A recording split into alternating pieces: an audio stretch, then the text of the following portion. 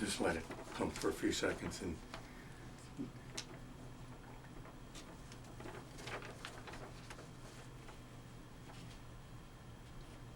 good morning.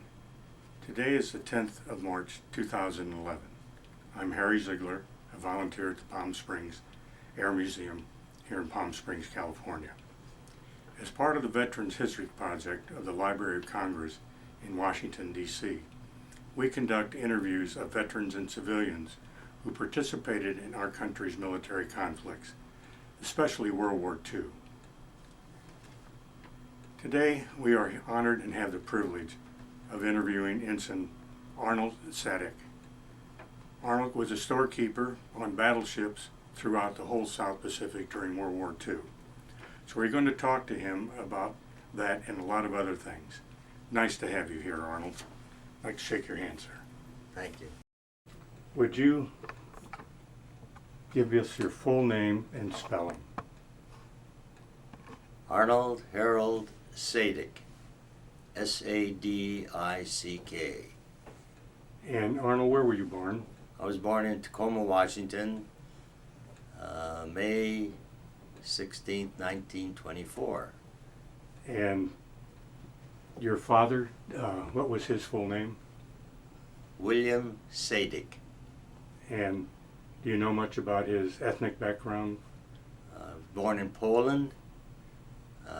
His family were Russian immigrants, and he got here in 1908 or 1909.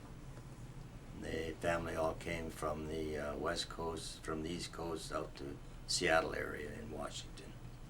And do you much know why they moved from the East Coast to Washington? What caused that trek? That's where they just kept going. They didn't stop in the East. And how would they make that trip, do you know? Through Canada. Was it on a train or a bus, or you know? I have no idea. No idea. And what religion then would they have been from Poland? Jewish. Jewish. And your mother, do you know? Mother was born in London, came to the United States shortly after she was born. Her family lived in St. Louis, and then they moved to San Francisco. I don't know how their family got to Seattle. Do you know what her maiden name was? Levine, L-E-V-I-N-E.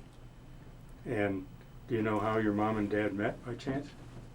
My mom played the piano, and they met at community dances. They only lived three or four blocks from each other. I'm going to stop this right now. That's okay. I think it wasn't recording. But I don't have the... That was, huh? I don't have the beginning of it then. Well, you probably have it on there. So I think that's probably okay. Okay. Oh, by the way.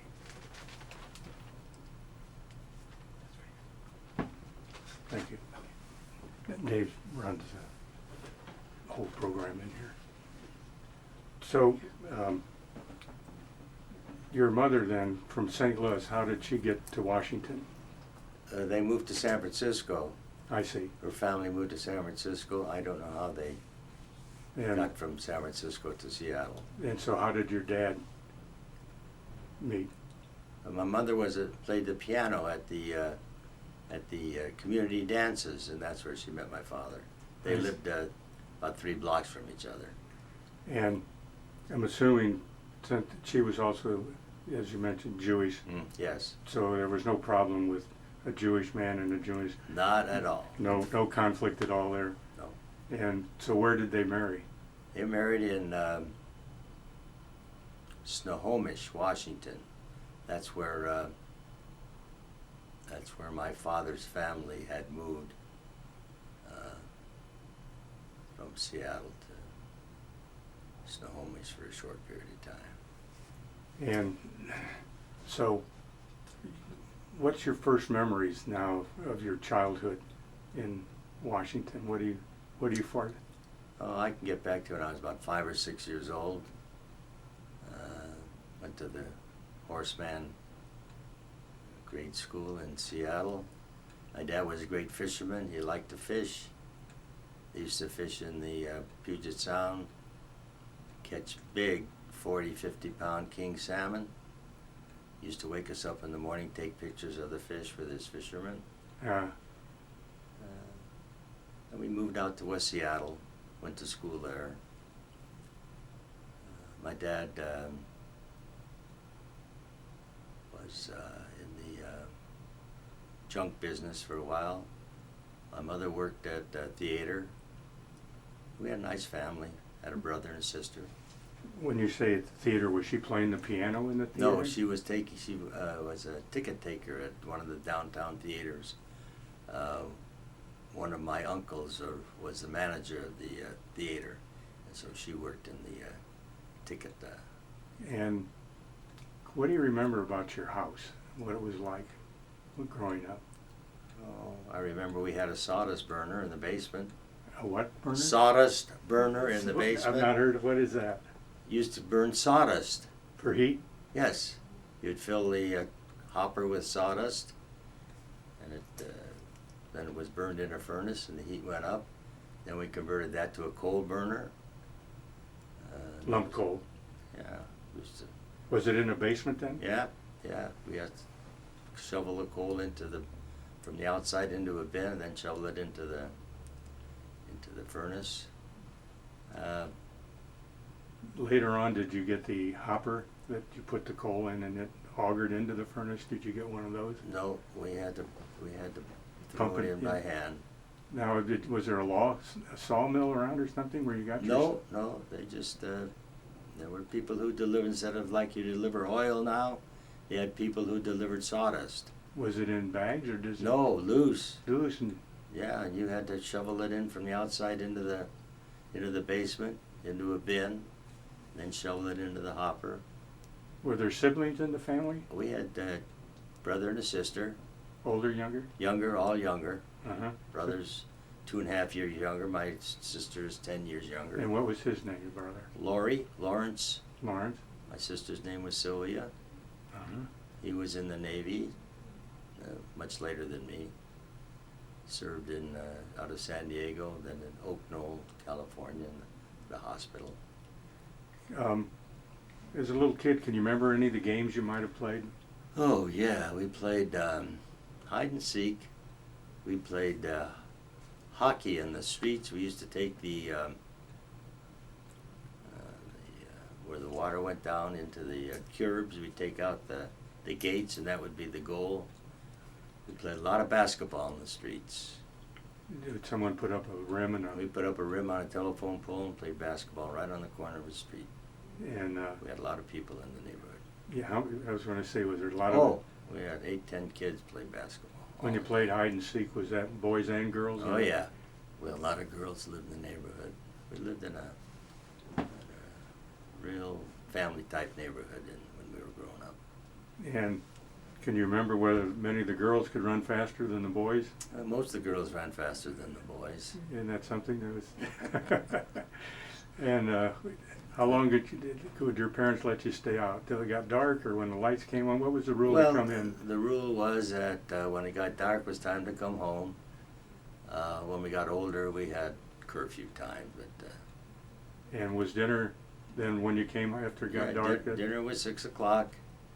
All 5 of us sit at the table and finish your dinner before you could get up, do the dishes, all that stuff. Were the girl have her chores and the boys their chores, or No. We used all the same toys. All the same Teddy stuff. boys, teddy bear.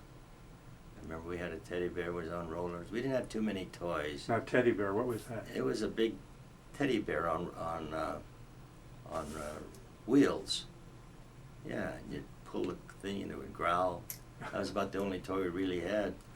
Things were tough in 32, 33, 34 when we were growing up. We kept the car in the garage, didn't have enough money for gas, didn't even have a bicycle, used to walk to school.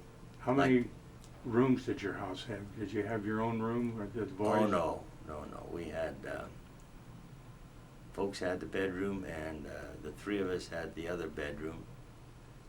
And we had 3 beds in the second bedroom. So the boys and girls were all together? Yeah. How many? We were small then. Sure, one bathroom? One bathroom for the whole family. How was the water heated for the bathroom?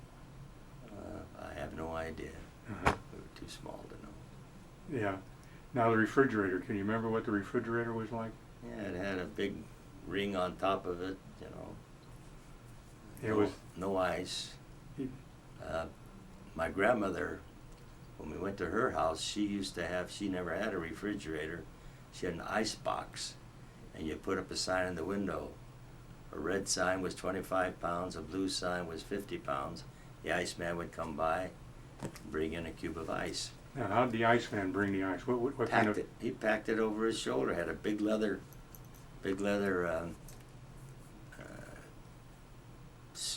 sort of a uniform on his back, chopped the ice in the truck, put it on prongs, carried it on his back, put it in the refrigerator or in the ice box for my grandmother. So he had a truck Yeah, to deliver. it was a nice company. Can you remember many of the deliveries from like fruits and vegetables? Oh yeah, Or we had delivery for everything: milk, eggs separate, ice. any of them horse-drawn? No, They're all not then. All motorized. Yeah, motorized. And This is 24. your grandmother now, which side of the family was she My from? mother's Mother's mother. And did she come there because of your family, or was she already there when you moved there? You remember? Oh, she was already there when I was born. All the families were there already. The Sadick family was there. The Levine family was there. In Seattle. So you had plenty of relatives then too. Oh, my father had 5 brothers and a sister. My mother had 3 brothers. We had lots of uncles and aunts. In the same area? All in the same. Oh. We lived within a mile of each other. Mm-hmm. And then, so did you all go to the same church? Yeah, we all went to the same synagogue. We all went to the same grade school, high school. All the uncles and aunts all went to the same. We all went to the same school. When I went to high school, they all knew my uncles. They all knew my cousins. Oh, you're not as good as your cousin. Okay. I had one real smart cousin who we all had to look up to. He was a real smart guy. I see. And then the different religious ceremonies, would you have to attend for all the brothers and uncles and cousins? Oh yeah, sure. We all went to all their weddings, all their bar mitzvahs, all their.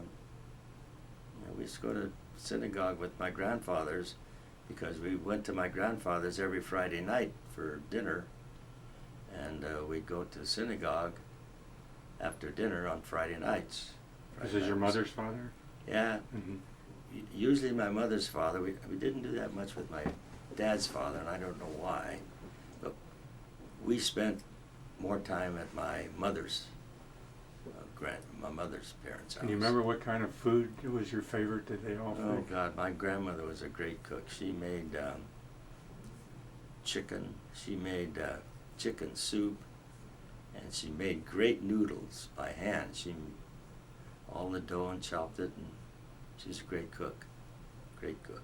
If you had your choice, what would, they said, Arnold, what do you want for dinner? What would you have ordered? It was chicken. It was chicken and noodles. It was, But I don't eat much chicken now.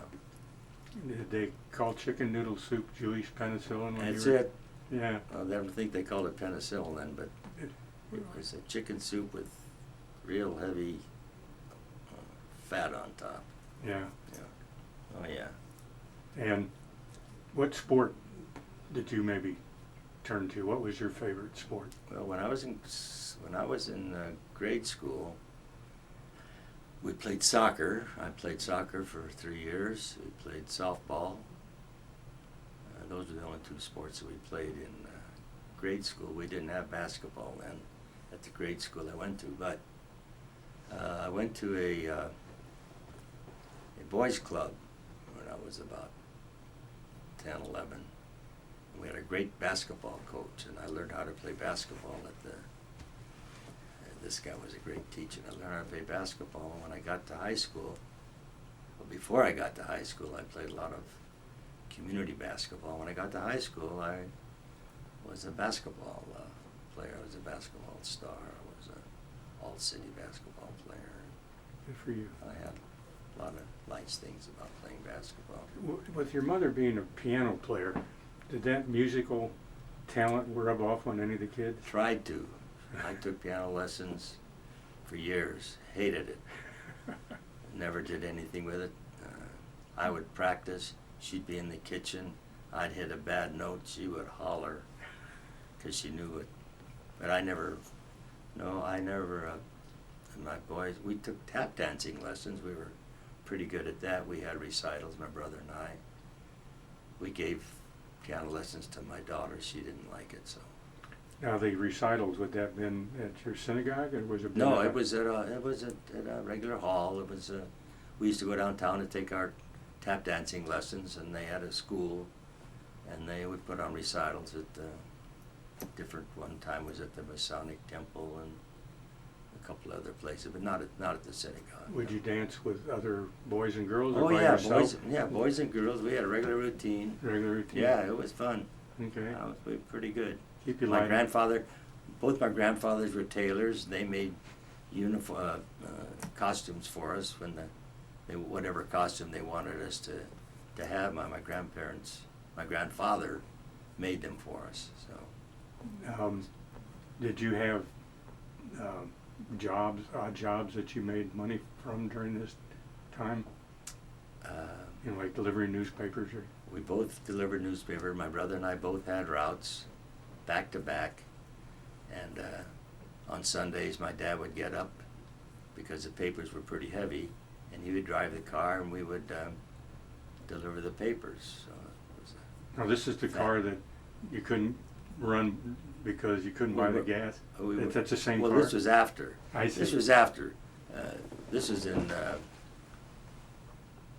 the early 40s, 1940. Okay.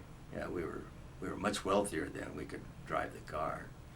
Well, my dad had that car was great. It was a 41 Packard. Oh, yeah. Oh, gorgeous car. Yeah, they still are gorgeous. Now, with all the cousins and uncles and everything, some are going to be more successful than others. And can you remember, was there a rich uncle or? Never had a rich uncle. Never had a rich uncle. No, none of them had their own businesses. They all worked for somebody. My youngest uncle, he left Seattle, went back to Salisbury, Maryland. His brother-in-law was in the newspaper business. He told him to come back to Salisbury. That was the one who was the manager of the theaters. He and his wife and 2 kids moved back to Salisbury, Maryland, and he got into the newspaper and magazine distribution business. He's the only one, but he wasn't rich. He just had a nice job. Yeah. All the rest of them just worked.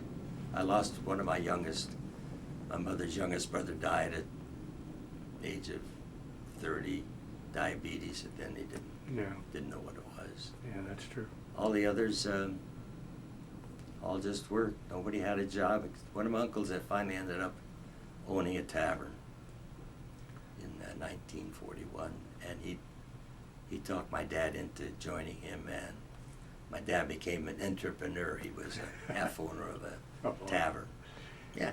Can you remember how much excitement there might have been for your bar mitzvah? How that came, what you had to learn and things? Oh, we had to go to religious school. We went to grade school. We got out of grade school at 3:10, and we had to go to religious school by 4 o'clock every day.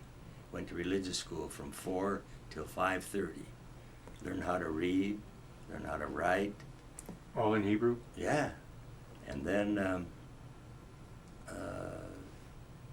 when we were about 12, we had to learn our specific Torah portion that we were going to read at our bar mitzvah. So we had a class of about 7 or 8 kids who were having their bar mitzvahs.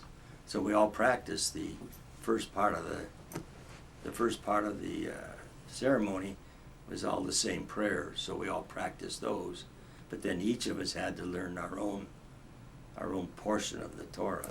So that was about 6-8 months of intensive schooling. But we had to go to school until I was 13 years old, grade school. And so that cut into a lot of that's why I gave up the piano, because that was cutting into it.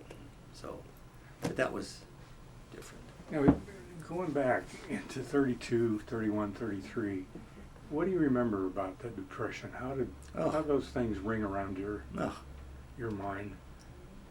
Well, we never owned a home until 1933, so we rented. I know we rented because we didn't own a home. In 1931, we had to move out of the house we were living in and moved in with another uncle. We had 2 families living in one house out in West Seattle. There were 5 kids, 4 grown-ups, 1 house. Things were really tough. There was not that much money made. No, the uncle that we moved in with worked for Shell Oil. He had a job, but my dad was not making much money in the junk business at that time. So it was tough. And can you remember what kind of food might have been? Oh, every morning we had mush, cereal. My aunt, because my mother was working at the theater, so my aunt did most of the cooking. Now, you mentioned mush. A lot of people won't know what mush is. Mush is cereal, oatmeal. Oatmeal. We had oatmeal every morning, made in a big double boiler. I could just see that. Big double boiler, because there were a lot of us eating cereal, but it was good. I had a little paper route, though, a magazine route. In those days, Liberty Magazine and there was another one with Liberty Magazine. Anyhow, there were 2 magazines. And I used to deliver that once a week. And I think it was 10 cents a magazine, and I'd make a penny for each. I'd make 60 or 70 cents a week. There wasn't much money going on. We made our own kites. We made our own rubber guns. We'd make rubber guns and then kill flies in the house. And we had spatches all over the Do you remember how you made those rubber guns? Yeah, we made them out of tires. The things we shot were rubber tires. Rubber inner tube? Yeah, we'd tie in it to make it a little stronger. And we'd make, my cousin, the one who was smart, he'd make longer barrel guns, so it had more power. That's what we did. That was entertainment. Did you make skateboards? No skateboards, no bikes, No roller skates? no roller skates we had. You remember Chicago roller skates and Union. Those are the 2. Union was the one manufacturer. The other manufacturer was, well, anyhow, there were 2 companies that made roller skates. Yeah. Oh yeah, we played hockey on tennis courts, concrete tennis courts. And we'd set up the goalies on each end of the tennis court and play hockey on roller skates. You remember how you put them on? The Oh clamp? yeah, you had a key that you tightened the clamps on the toes, and they had a wrap around the heel that kept them on. The Union roller skate wheels. The steel used to come off of the wheels, just kind of fall off the wheels. They'd get used up. The other manufacturer, the wheels were much better, but they were more expensive. We used to ice skate. Had ice skating. We had an ice skating arena in Seattle. My folks bought me a pair of ice skates, and we used to. Did you have the clamp-on ice skates too, or did No, you, these were regular boots? Yeah. Yeah. And so we'd go there maybe once a week in a nice ice arena that we went to. It was fun. We never played ice hockey. You remember going to the movie where your mother worked, what it would cost? No, I never went. That was downtown. That was no. Oh, but the movie house where we went to was 10 cents. Did they have the cowboy and the Cowboys. Saturday was double feature. We'd go and see Hopalong Cassidy, Tom Mix. They didn't have. We didn't have Gene Autry then, but we had that. And they had. They'd give away tickets, free prizes.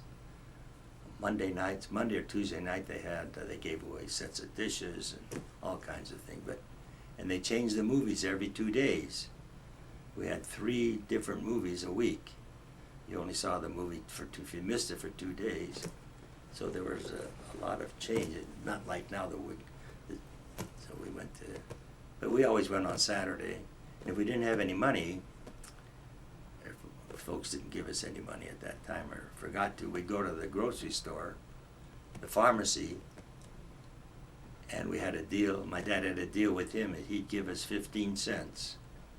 5 cents to buy a candy bar, 10 cents to go to the movie, and then he would pay the pharmacist when he got home that night. So we, when I went to grade school, we used to save 2 bits a week. We had a little savings book that we used to take to school, and 25 cents a week we deposit, and we'd go down to the Washington Mutual Savings Bank, which is now not in business, and that's how we saved money. I kept that up even through high school, but it was more than 2 bits a week in high school. We got a little more allowance. 2 bits was a lot of money. Oh, 25 cents a week for 2 kids. My dad was making maybe $35 a week, maybe. And that was when we didn't drive the car, when he was making $35 a week. We had a nice house, though. We had, at those time, I think that house cost $3,200. First house my dad bought. We lived there for 10, 12 years when I went in the service. When I came back, we had a different house. He'd sold the house when I was gone. I got a different house. As the Depression kind of went to the better and more money was around, with your contacts to Europe through the migration of your families, were you getting any reports about what was going on with Hitler and? No, not at all. Not in our family. Not even in the congregation. Not mentioned in the. It was no. In the synagogue at all. No, we didn't have any idea what was happening. So when 1939, when Hitler went into Poland, how did that catch everyone? It was it was, well, just for the family, not for us kids, because we didn't know too much about it. But my dad knew, because he was born in Warsaw, so he was familiar with that. The other brothers were also, but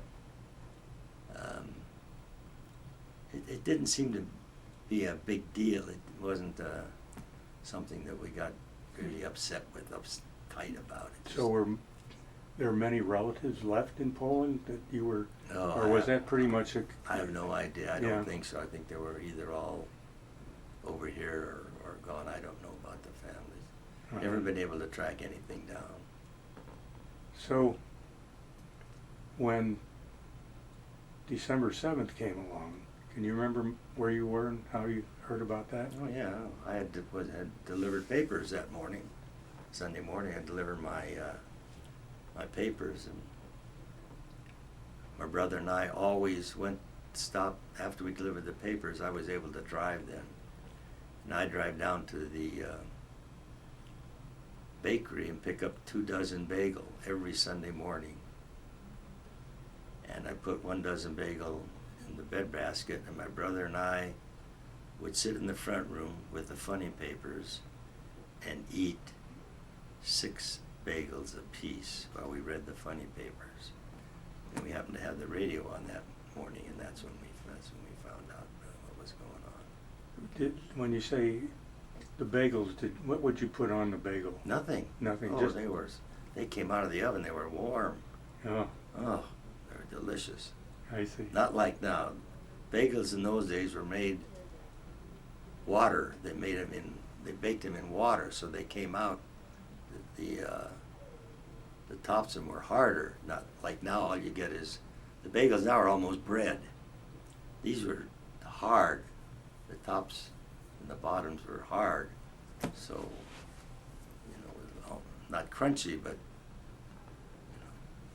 better than what they are now. Anyhow. So We had bagels, and we never put anything on them. now, the radio was a pretty important Radio was part. a big thing. I remember my dad, every Sunday, no matter how much money he had, always took us out for dinner on Sunday. My mother never cooked a Sunday meal that I can remember. In those days, they had a lot of places that served chicken. There were 3 or 4 places in Seattle. That was their specialty on Sunday, was chicken dinners. And we go on 3:30, 4 o'clock on Sunday afternoon. We'd go out. He'd take us, and we'd have chicken dinner. On the way back, he had a radio put on his steering wheel, maybe this big. And at 5:30 every Sunday afternoon was Walter Winchell. Good afternoon or good evening, ladies and gentlemen, and I forgot what he said. All the ships at sea, Walter Winchell. And we'd listen to the news for half an hour with Walter Winchell from 5:30 to 6. We'd be in the car, and he had a car radio, not, it was attached to the steering wheel. It wasn't in the car. And so we'd listen to the news. And then we had a big radio in the front room. Did it play records too, or was it No, just my mother played the piano. My dad bought her, when they were married, a grand piano. Big grand piano. That's where I learned. That's where I took my lesson. But she would play the piano. She was great. She could read music and also play by ear. She was very good. No, I had one uncle that took up the music. One of my uncles, one of my cousins. He was a pianist, but none of the rest of us took up the music. So, your programs that you like to listen to in the house, can you remember? Oh yeah, sure.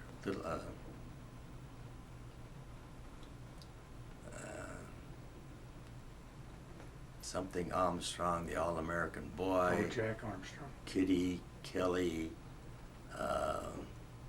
Amos and Andy at 8 o'clock. Oh, there were certain programs that came on, and we had to go to bed by 8 o'clock. Well, these programs came on at 8 or 8:15, so we got to stay up in our pajamas, listen to the radio. Amos and Andy, All-American Boy. How about the serials, like Little Orphan Annie? No, there was one serial we listened to at noon. Little Kitty Kelly or something like that. We'd run home from grade school because it came on at 12 o'clock, 12 to 12:15, and we'd have to run from grade school to get home a couple minutes after 12. It was about 3 blocks to listen to this Kitty Kelly or something like that. It came on at 12 or 12:15, but tell you what we did listen to, though, a little bit later on was DJs. DJs had, you could call in and request a song to somebody. So if you had a girlfriend someplace, you'd call up and you'd say, I'd like to play Maria Elena for whoever, Vivian in West Seattle, and maybe they'd play it, maybe they wouldn't. But you'd have called her and said, listen to KJR or KOMO, and that was one of the things we did. And we used to run around and go to a lot of dances. I was a pretty good dancer. We'd go to a lot of high school dances. Bands would play at different gymnasiums, and one of my buddies had a band. Was the high school have primarily Jewish students, or no, just a mix? there were no majorities in the high school I No. went to. There were more whites, but we had blacks, Chinese, Japanese, all ethnics in the high school I went to. It was great. We were integrated.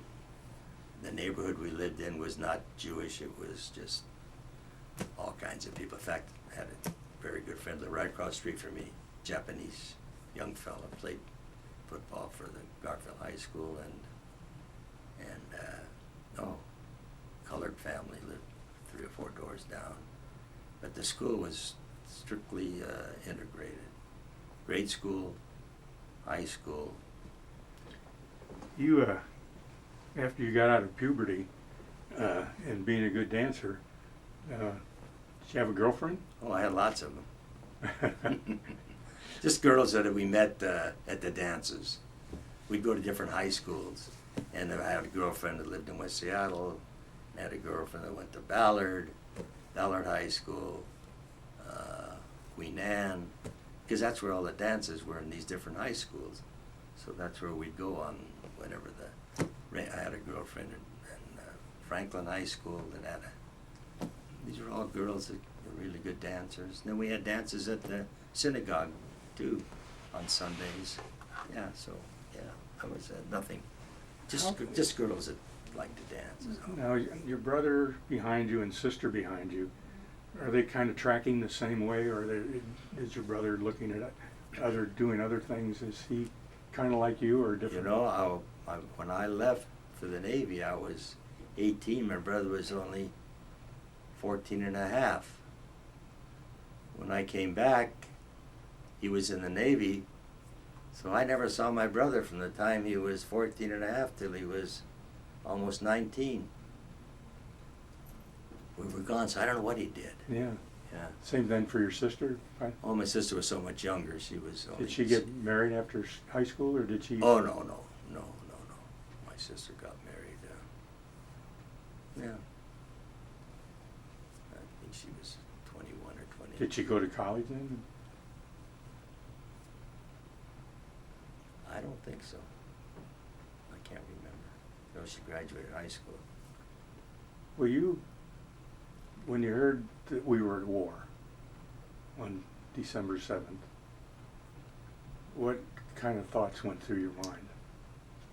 I was unhappy because I was going to go to California to play in a basketball tournament, Christmas time. I was a little upset that I wasn't going to be able to get to this basketball tournament. But we did.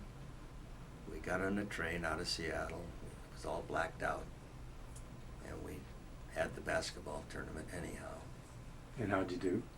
We lost the first game, but it was fun. We went to Santa Monica, played at Santa Monica High School. Very impressive. The basketball floor was movable, and it was over a pool.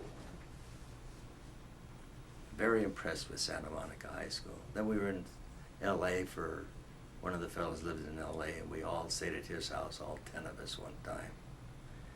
And I was impressed with L.A. because I went down whatever street it was, 32 bowling alleys in one line, one building, 32 bowling alleys. That was a big impressive deal in going to California. But the war, I didn't get too excited about that because I was so busy playing basketball and doing so much traveling that I just wanted to make sure that I got all my basketball in before I went to war. But I did, and Now, did you enlist, or were you? oh yeah, then I went to college in September of 42, and we all had our draft numbers, and they were calling us up very rapidly.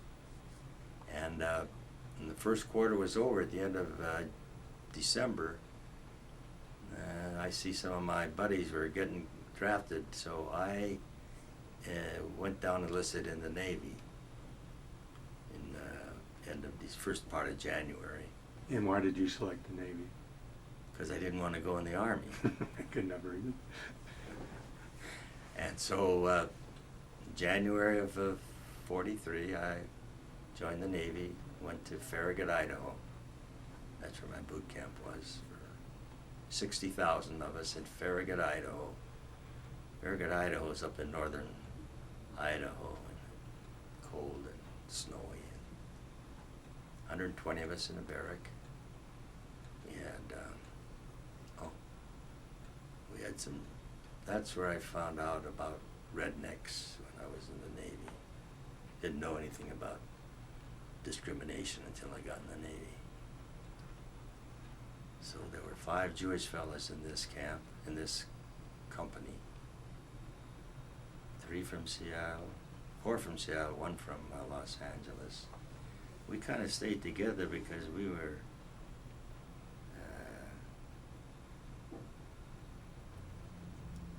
I don't know, we were taking shots by some of these people that didn't know anything about Jews or the religion or anything. They were from the deep south, most of them. And so it was uncomfortable for a while.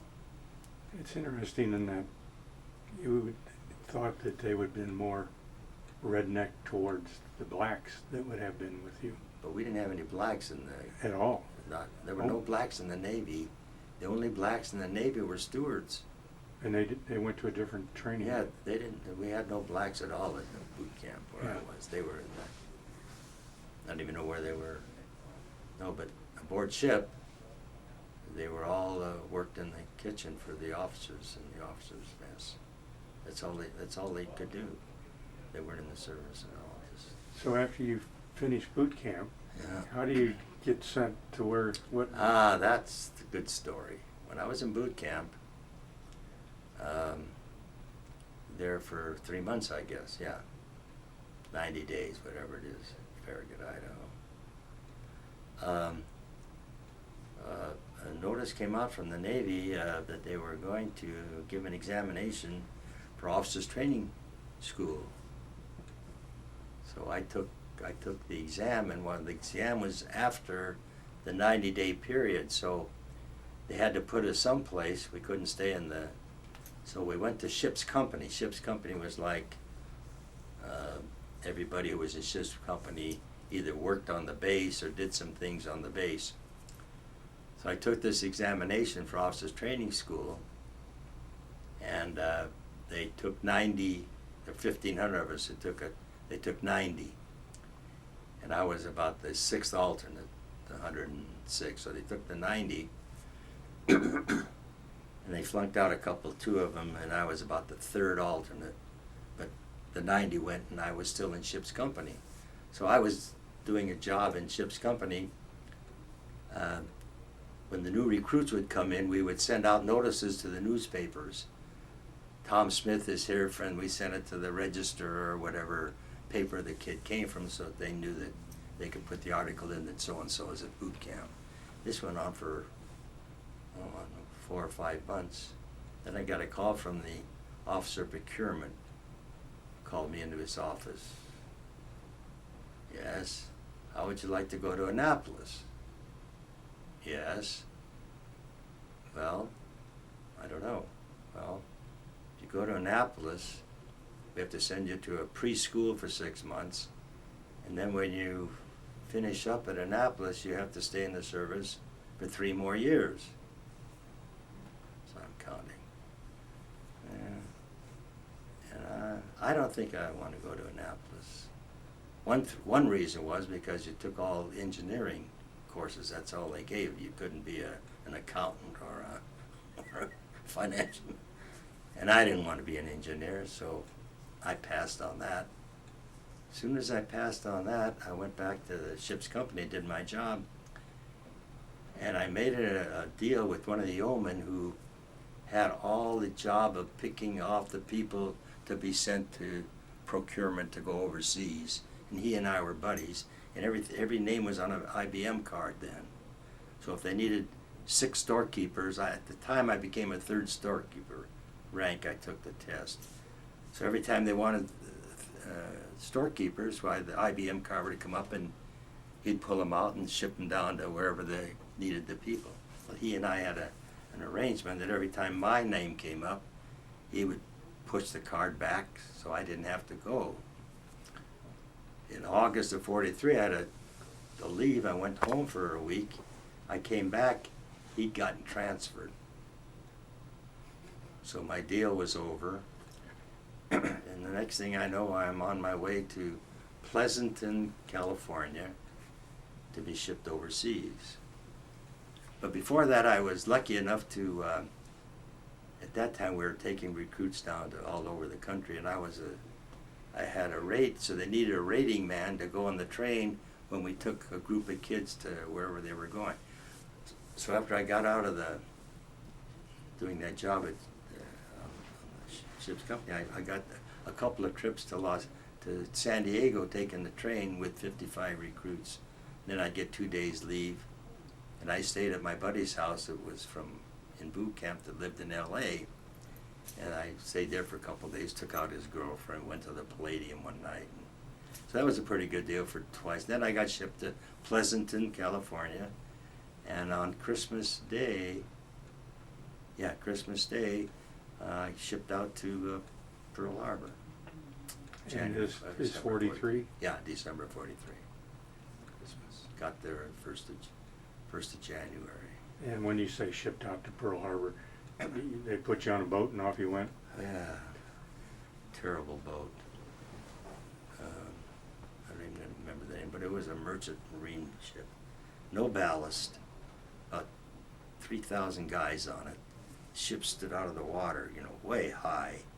So it was like this all the whole time over there. Everybody was sick. Nobody'd been on a ship before. We all got sick, and we were 5 high, and it was a mess. Nobody ate.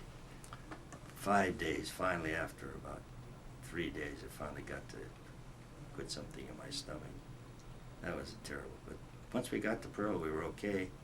I was at Pearl for about 3 weeks, and then I got transferred. Then there were about 6 or 7 storekeepers in this little group, and they all got put on battleships, and I ended up on the Pennsylvania in, I think, January the 15th or 16th of 1944. And what rank would you have been? I was I was 3rd class storekeeper then, 3rd class. And on every ship there were only so many 3rd class storekeepers, so many 2nd class storekeepers, so many 1st class. So when I came aboard, there were too many 3rd class storekeepers. So one of the guys says, okay, I'll go. And so a couple of guys had been on the ship, were transferred to another ship, and I stayed on the Pennsylvania. And was it a good ship? I mean, was the morale good, or how'd you feel about the ship? Well, I was the only Jew on the ship, 2,400 guys. So I knew I had to, watch my P's. This is 1944. So there were 3 or 4 fellas in my company who were real nice kids from Chicago and Mideast. They both had the same name. One was a big, strong stud, and the other guy was a little guy. They called him Big Stud, Little Stud. Jennings were their last names. So they were my buddies, and a couple other kids were very friendly with me. And this big kid he ended up being heavyweight champion of the 7th Fleet. Pennsylvania was on the 7th Fleet. We had, he had 3 or 4 fights, but anyhow. So those are my buddies aboard ship, so I was pretty well protected from some of the rednecks. When I first got aboard ship, my locker had a big sign on it. It said, Jew boy.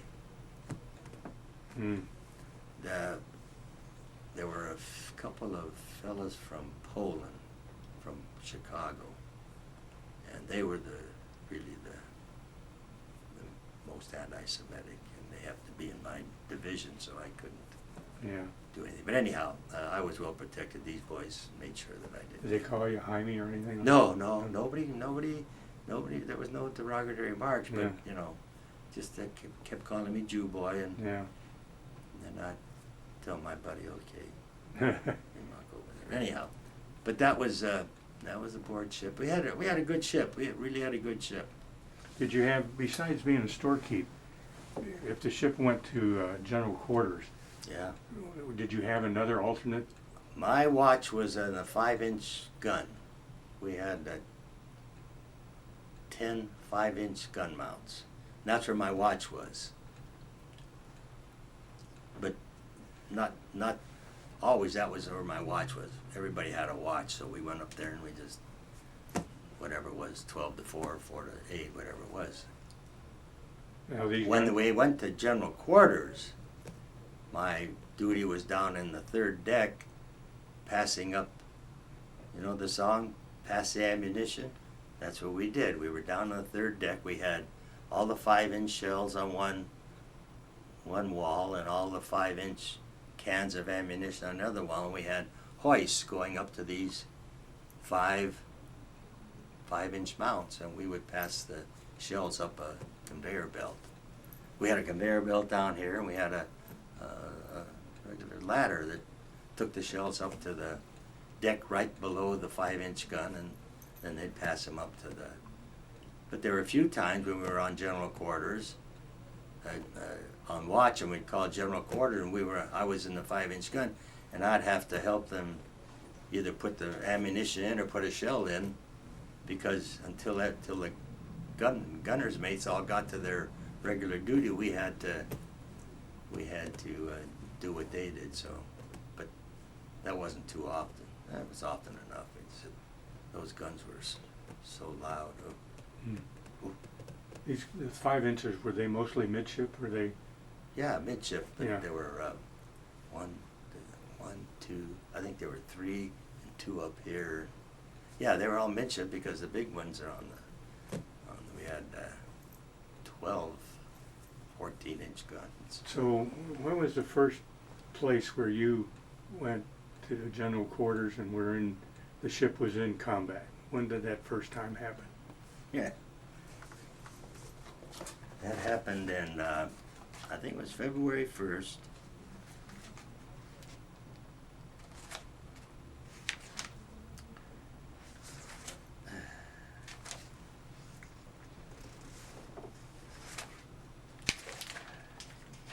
February 1st, January 31st, 05:30, started Kwajalein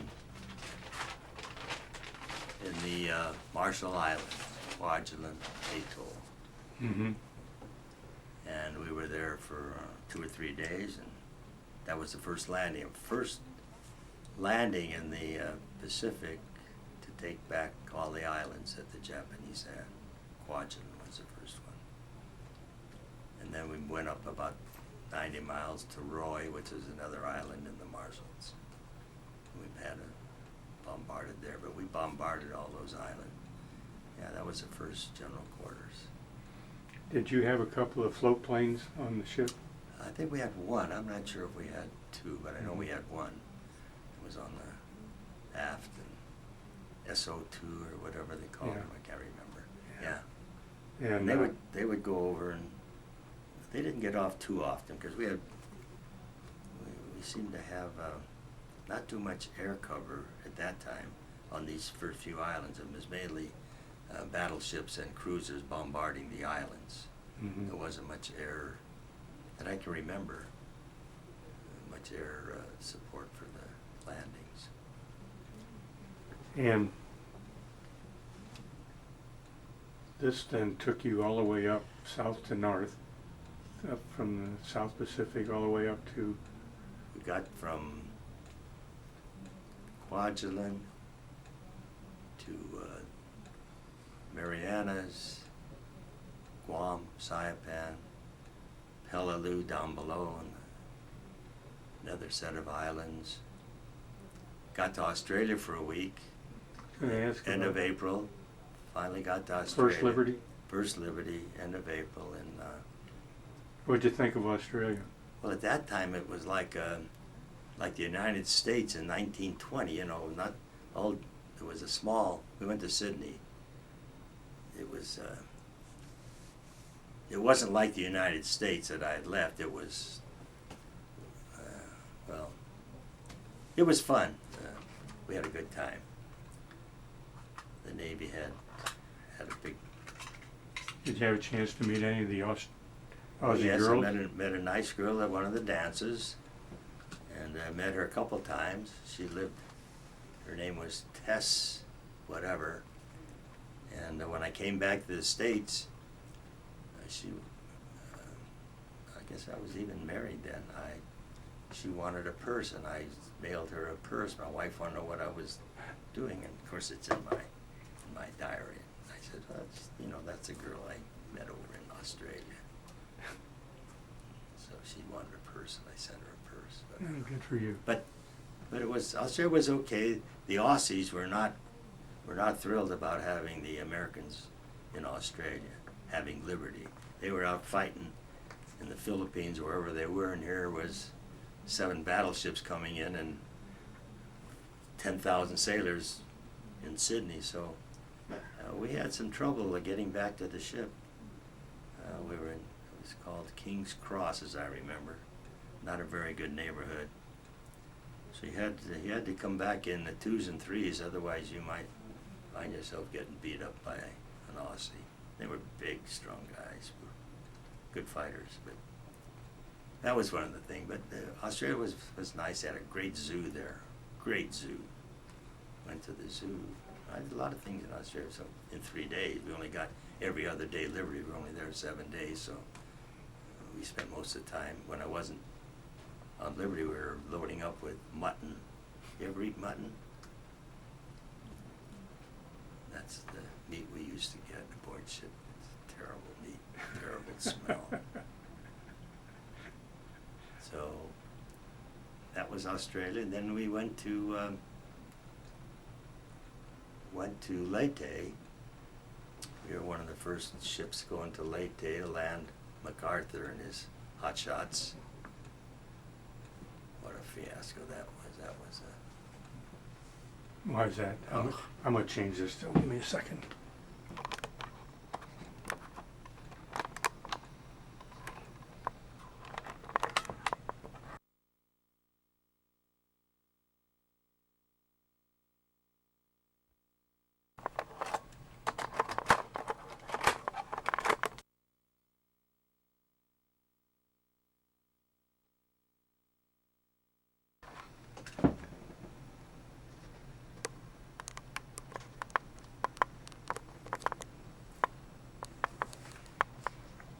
And why was it a fiasco?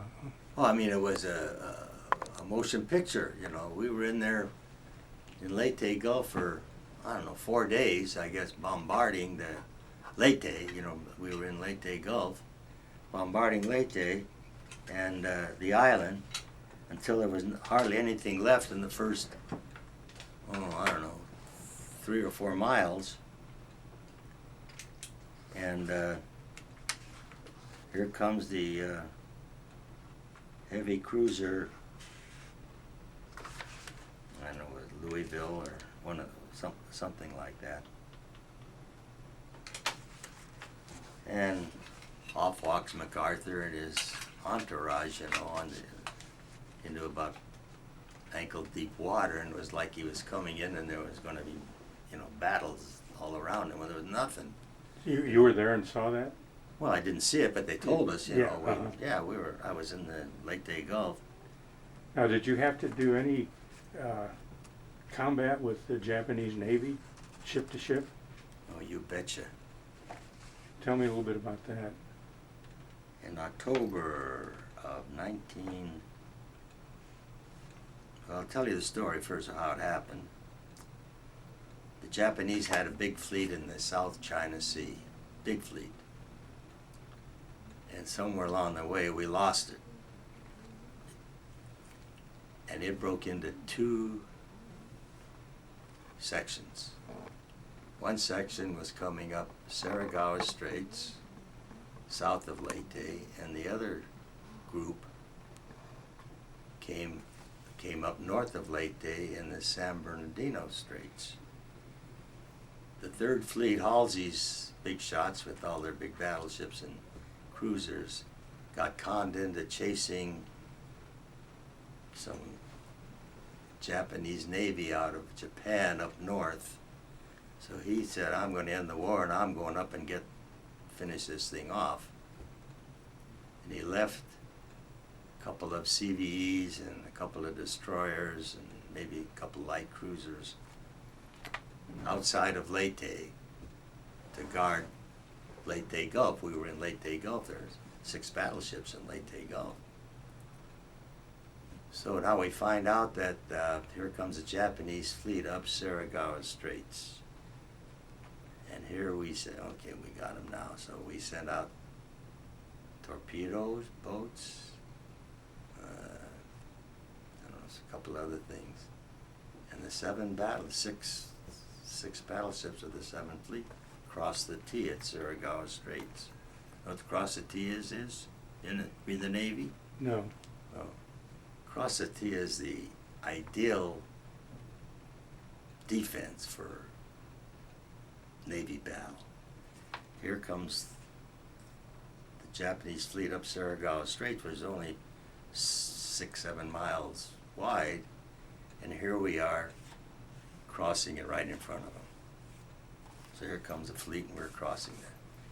And so the 6 battleships just kept pumping steel into the Japanese fleet. The poor Pennsylvania never fired a shot. We got ready to shoot and one of the battleships got in our line of fire and we never fired a shot. But that was okay. And they sunk a couple of battleships and sent that fleet away. But the other ships that came up north of Leyte got through and took battle with these 2 CVEs and 3 or 4 destroyers out in front of us and just pounded them. Sunk 2 CVEs, sunk a couple of cruisers, and then they finally got Halsey to turn around and come back, but it was too late. So we lost a lot of ships outside of Leyte Gulf, but then we left Leyte Gulf and went back to someplace to load up with ammunition. The end of December, first part of January, we took off for Luzon, Lingayen Gulf, Luzon, and we were up there for 10, 12 days, whatever. We landed troops that went to Manila and took over the Philippine Island. We had a lot of kamikaze air attacks there. 3 or 4 of the battleships got hit. We were lucky we never got hit.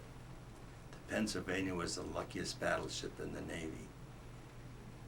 Pearl Harbor, it was in a small repair anchorage, nowhere near the other ships. So it got just some shrapnel or something on it. And in February, after Lingayen Gulf, we got called back to the States because we had some repairs to be done to the ship. It was not doing well. While I was over there, another call to go to officers training school came through for the fleet, but only for the fleet, 1,500 of fleet. You had to be out fighting to get into. So I took the examination and the physical and everything, and I got called to go back to officers training school. So the ship came back to the States in March of '45. I got off the Pennsylvania and started my officers training school. Where was that? May 1st, 1945. And what location? Princeton was the first school I went to. So you went all the way back east? Yeah, I had 30 days leave, Seattle in April. I had to be at Princeton May 1st, and I flew back. I flew back on a 2-propeller plane out of Seattle, and it landed in Spokane, in someplace in Montana, another place in North Dakota. Every time I could have gotten bumped off the plane because I didn't have any priorities. Finally got to Chicago, got bumped off the plane, and they put me on a train, and I ended up going to New York. Had 3 or 4 days liberty there. I hadn't lived in Trenton. And I went to Princeton for May, June, till when I finished at Princeton, we had a choice of schools to go to. And I wanted to get back to the West Coast, so the only school on the West Coast I could get to was Willamette University in Salem, Oregon. So I chose that school instead of Cornell, Pennsylvania. A number of schools back there I could have gone to. But I went to Willamette, and I was there for 4 months, officers training school. They closed that school. They took the 120 of us, cut the alphabet in half, A to N, University of Washington, where I lived, N to Z, University of Colorado. So I ended up in Boulder, Colorado for 3 months. And then I had enough points. You had to get so many points to get out of the service. I couldn't wait to get out, so I finished up the semester in Boulder.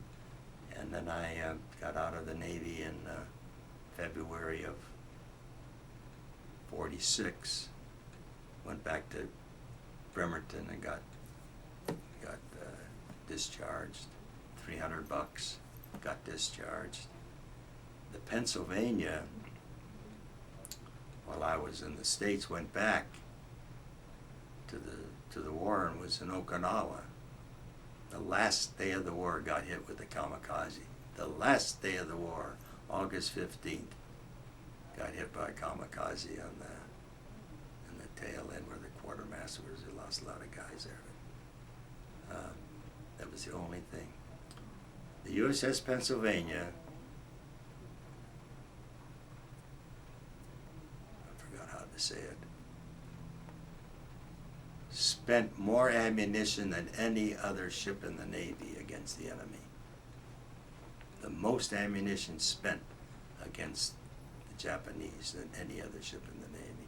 I have letters of recommendation and all kinds of things like that, and one from the President, one from Forrestal, who was Secretary of Navy then. Then after I got out of the Navy, I went back to the University of Washington, graduated. And what kind of degree? I had a degree in accounting, business and accounting. Would you have been a CPA or? Well, I took the CPA examination, but I didn't practice accounting. I went in. Well, I practiced accounting, but I didn't. Not private. I went into private accounting, not public accounting. But after being on the battleship and seeing how the officers lived, as soon as I graduated from college, I put in for an officer in the reserve, and they gave me a commission right away as soon as I graduated. So I was in the reserve as an ensign, and I stayed in there, and I went to work for my brother, construction company, in 1952. Let me ask, between 46 and 52, did a woman come into your life? I got married as soon as I got out of school. Out of, On the University of Washington, I got married. Graduated the 14th of June, got married the 20th. now, the girl, where did you meet her? In Seattle. Was this after you got discharged from the Navy? I'd met her when I was on leave in April of '45. And I want to backtrack. When you went to all these different colleges to get a commission, what kind of subjects were they giving you? yeah, right. Well, physics, chemistry, the same thing I would have taken at Annapolis. Physics, chemistry, drawing, calculus. No electives, no. No basket weaving? No. And of course, if you wanted to. Now, could those subjects transfer to you? Yeah, every credit I got transferred. And that was the problem. When I got to Washington to get my accounting degree, I had no electives. I couldn't take anything but accounting classes that I needed to graduate. I had one elective class out of year and a half, 6 semesters. because I'd used up all my credits with all these physics and chemistry. I got good grades and all that, but I didn't want to be an engineer. So when I got to the university, I went to summer school to get out, pick up all my accounting. GI Bill help on this? Yeah, oh yeah, otherwise I couldn't have gone to school. I didn't have enough money to, GI Bill was great. So your brother had started a construction company? His father-in-law, Okay. he married a young lady that his father was in the construction business, and they had contracts up in Alaska, and they were for the government. I went to work for them, and when the Korean War started, I got called up. I was in the reserve. I decided to go into the reserve. So I walked into the boss's office and showed him the letter I got to get called up to reserve. He said, "I'll take care of it for you, Arnold." And he knew some people in Washington, and of course we were building government stuff up in Alaska. So he got a hold of the people that he knew in Washington, told them that I was needed because we were working on all this construction for the government up at Elmendorf Airfield up in Anchorage. They have a big contract for that, so I didn't get called into. So were you using your accounting skills with the construction company, Oh, or were yeah. you with a hammer and a No, saw? no, I was using my accounting skills. I Yeah. graduated in accounting. And Yeah. I'd done accounting all the time. No, I was doing accounting. No. And so your new wife is up there with you, and No, we didn't go to Alaska. I was doing we had a big office in Seattle. That was the main office, was in Seattle. You know, my brother and his wife and a couple other family members were doing all the work up in Alaska. I was down in Seattle doing the accounting work down here. I see. And We had a lot of. how long did that last? Well, that lasted till 1958, and then I got out of they closed up the construction business. And then what happened after that? Children anywhere? No? Oh yeah, we had one son in 49, and one son in 51, and a daughter in 52. I have 3 children, 2 boys and a girl. Mm-hmm. And grandfather now? Great-grandfather now. Had our first great-grandchild in October. My daughter's son's wife in October. We flew up to Seattle in December to see our new great-grandson, spend a week up there.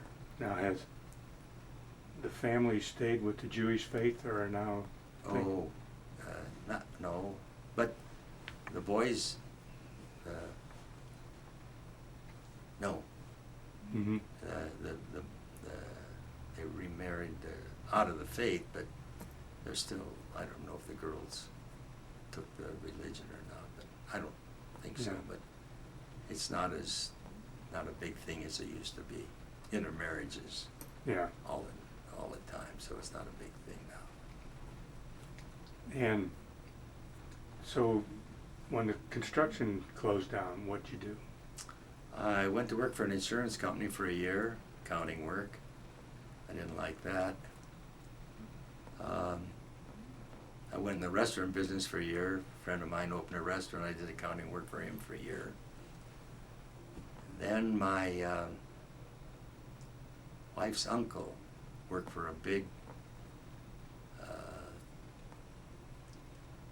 steel and marine supply company. And they were looking for an accountant. So I went to work for his company in October of 58. I worked for them for about 16 years.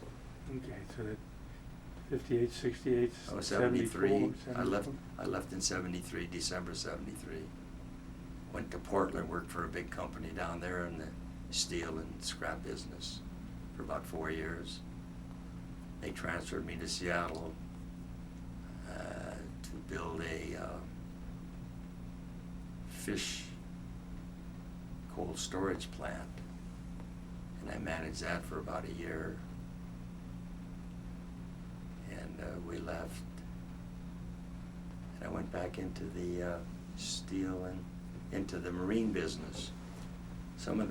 Couple of brothers that were in the original company I worked for 16 years started their own company. They left that company, started their own company, and they had bought a couple of companies that went in Tacoma, and they needed somebody with my expertise, and they knew me, so I went to work for them in 1980, and I retired in 1991 from them. Totally retired? All done. Oh, that now. 1991. You mentioned that your brother went into the Navy, Mm-hmm. and just give me a quick shot on his career. How'd he go? He went to San Diego, and ended up in the hospital corps. He went to Oak Knoll Hospital outside of Oakland. Mhm. That was his. He was only in the service for 18, 19 months. The war was over, so Yeah. he got out. And is there a reason why he ended up in the hospital corps? Or what? Oh no, I guess that's what, Just got assigned to it? I guess I Yeah. don't know. So is he still alive? Oh yes, oh yeah. He lives in La Quinta. Oh, We have okay. lunch every Tuesday. Okay. Oh yeah. Oh yeah. And your younger sister? My younger sister passed away a long time ago, in '98. Yeah, she was 64. Yeah, 1998. Sorry to hear that. And she had children? She had two, a boy and a girl. I keep in contact And with your them. brother? Brother had 4 kids. Okay. They all live in California. We see them quite often. And Yeah. then your children? My children all live up north, Up in Seattle, in up in Seattle area. Okay. My son, my 2 boys, and my daughter all live up in the Seattle area. So, Okay. but I see them quite often. They come down here. So when you retired, people tend to move around a little after they're retired. No, You- I stayed in Seattle. I joined a health club, played tennis, health club, did a little accounting work on the side for just to keep me busy. We stayed in Seattle till I don't know, 96 or 97. And then we moved down to Palm Springs, and You live in Palm we Springs? live in Palm Springs now for about the last 15 years. Uh-huh. Yeah. And you've only been married once? One time, 63 years in June. Congratulations. Thank Yeah. you. And your association with the military, do you belong to any military units? None I mean, whatsoever. like the Navy League or None whatsoever. any interest in them? None whatsoever. I don't want to hear anything about the people I was aboard ship with. They were people that one of the fellas came to Seattle, came to Bellevue. One of my buddies, he was a linen salesman. He looked me up, and we had dinner. We called him over for dinner. And he's the only one I've ever had any contact with, either aboard ship or, well, boot camp. There, 2 or 3 of the fellas lived in Seattle, and I'd seen them Yeah. after the war. But no, I was not interested in seeing any of the people aboard ship. They were all not my friends, and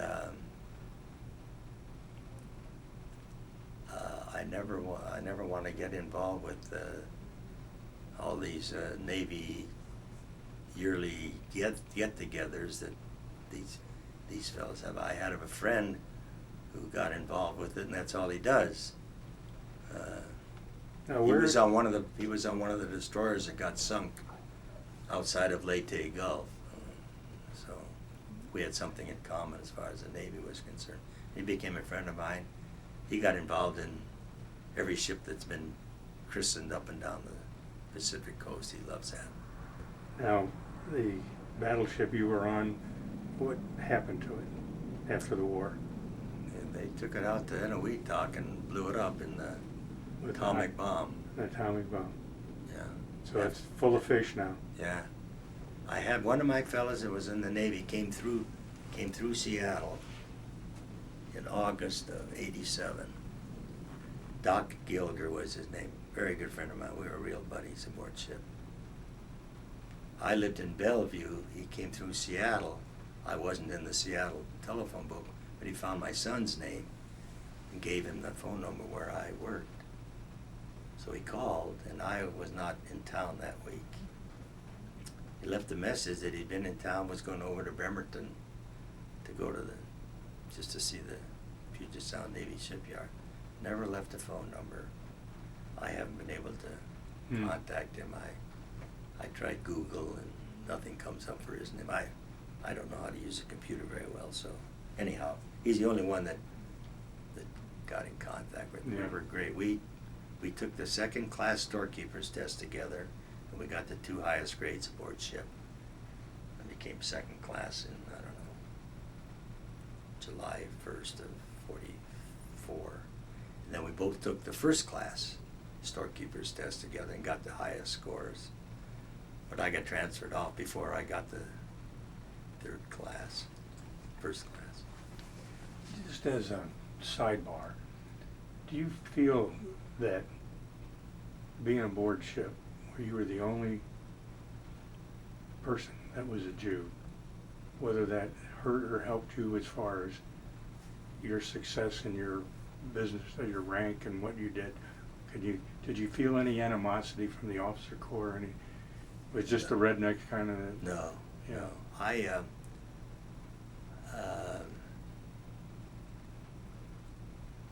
had an ensign on the ship that we went over from San Francisco to Pearl by the name of Clark. He was actually in charge of a group of, a nice guy. He was an ensign. And he visited me actually a couple times, once when I was in the waiting in Hawaii, and once when I was on the ship. Also on the Pennsylvania for a while that nobody knew was Johnny Carson was on the Pennsylvania. He was a 90-day wonder, one of those guys that got a commission in 90 days. And he wasn't on very long. The only way I know that is he mentioned it one time on his radio, on his television program. And Okay. other than that, no, I have, no, because I grew up in such a different environment than this redneck routine. Yeah. So, no, and even at all the places that I've worked, never had any problem with that. There, everybody was fine, especially, maybe in the cities that we lived in, maybe that had something to do with it. Seattle was, a lot of big Jewish population and well regarded in the community, so people knew some of the people. So, no, it was just this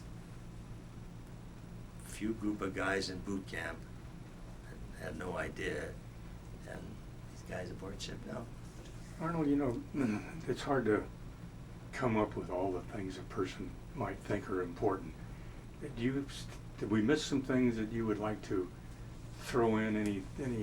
No, the only most important thing is my kids and my grandkids and now my great grandkids. I'm going to be 87 years old in May. My wife's going to be 84 in July. So we're way past probably where we should be. Still play golf or anything like that? No, I used to play golf 4 times a week. My hands went bad on me. I was a pretty good golfer too. I play bridge now, but the family is the most important thing. You get a little bit older, there's not too much that's too important. Isn't that People true? say, do you miss golf? Not really, I played lots of golf. I played lots of tennis. I played basketball till I was 40. I played softball till I was 40. I've been lucky. I've never had any really bad medical problems. I have a pacemaker. I had a couple heart attacks, but I have a pacemaker. But I have a few other things, diabetes, high blood pressure. But other than that, I'm in pretty good shape for 87 years old. Sure. I can get away with 10 years from most people because I have no wrinkles in my brow, and I move along pretty well, but no, family mainly. My kids call me at least once a week. My daughter calls me. We talk to the grandkids call every so often, let us know what's going on. They visit us, so. That's great. I don't think I've missed anything. Probably, it's not important. I don't want to get on anybody, but I work for some high-profile people, high intense bosses at times, and I had to get used to that. I wasn't used to that type, but I was lucky. I was president of my fraternity for 2 years. What fraternity was that? Sigma Alpha Mu, a Jewish fraternity, University of Washington, Mm-hmm. for 2 years when I came back from the service. I was captain of the basketball team, kind of a half-assed leader, but nothing that I got too excited about, It was tough. Got married in 48, 49. It was tough finding a first job. I didn't work for the time I was married. Came back from our honeymoon. I didn't go to work. I went to California for 2 weeks. That didn't work out, but until it was a couple, 3 months before I found a job. 1948. Things are really tough. So, we know what a dollar is, and my wife worked for a while, and we had 3 kids living in a small house. We did all right. All the kids got to college, graduated. My son is an attorney. One of my sons an attorney. My other son's very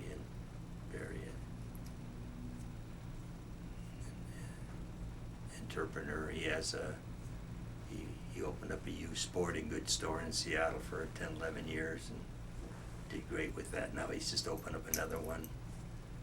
So he's really likes what he does. And my daughter married a fellow in the real estate business, done very well, and they have the three grandchildren. My oldest boy got married later in life, and he has 3 stepchildren. She had 3 children, all great kids. They're all. So that's what we do. That's Take care of our kids. But the Navy was, while I was in the Navy, was exciting.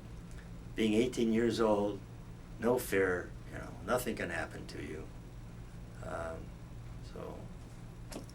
Pennsylvania was a good experience for me.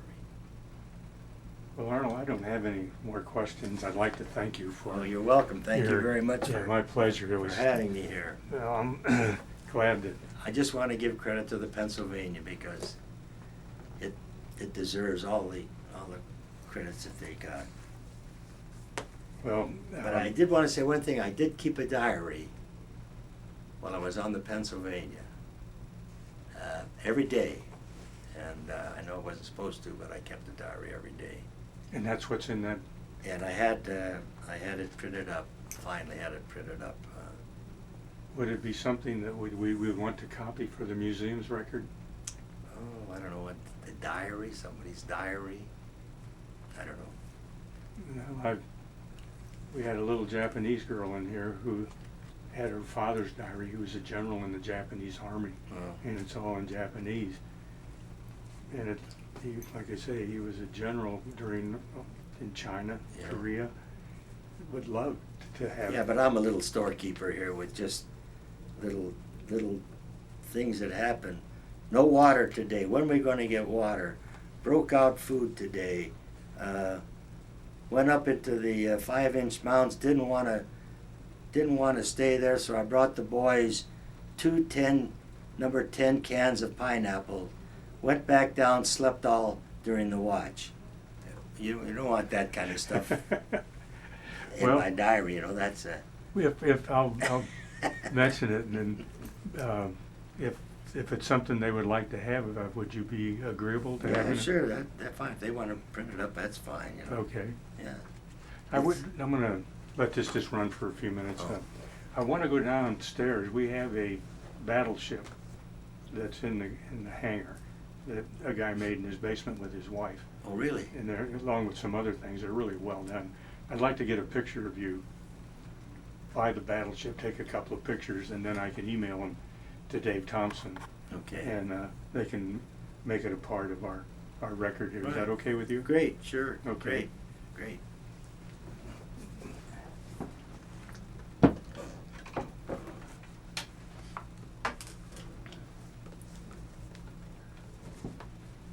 Now my wife will know all my, Yeah. yeah, well, she knew them all before, so. After 63 years, there's not much you can